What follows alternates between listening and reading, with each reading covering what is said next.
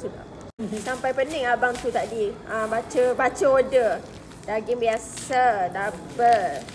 Kau makan ayam kan? Double special. DDM tu apa? Pening lah, double special. Kira ayam. Double. Ni adik. Ni adik punya. Adik pun double juga. Double. Mayonis. Biasanya punya. Double M pun double mayonis lah. Mayonis pun dia nak tulis.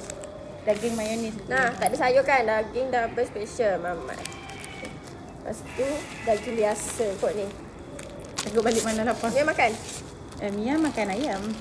Itulah. Ni. Oh, kau tak makan daging? Apa dia? Mia dah tidur lah, weh. Oh, okay.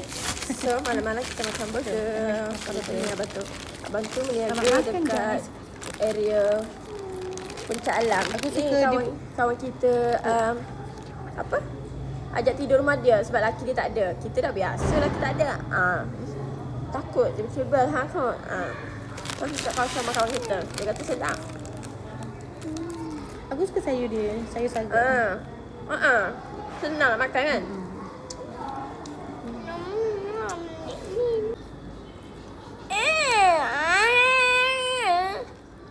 Bapak dia lain yang Kena adik mama.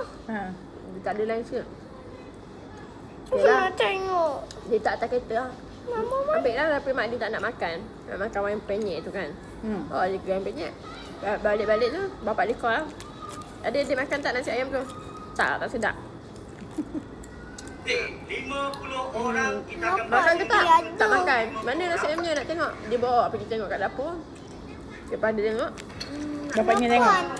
Ali tunjuk lah. Lepas tu, Tak ada sanggup. kalau tak makan bagi balik lah. Bapaknya Bapaknya datang. Betul? Ambil balik. Memang dia ambil sungguh lah. Ambil betul. Lah.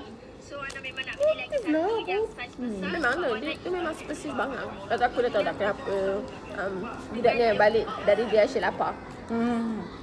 Sebab kalau pergi kat dia kan main basikal. Logik lah lapar. Tapi terkena kat aku lah. Faham tak? Tak. Mama. Tahu tanya dia, adik makan apa semalam? Dia kata ayah cakap, tak ada, kedai dah tutup. Lepas tu aku suruh dia call ayah dia. Aku dah buat orang. Oh, kau yang buat?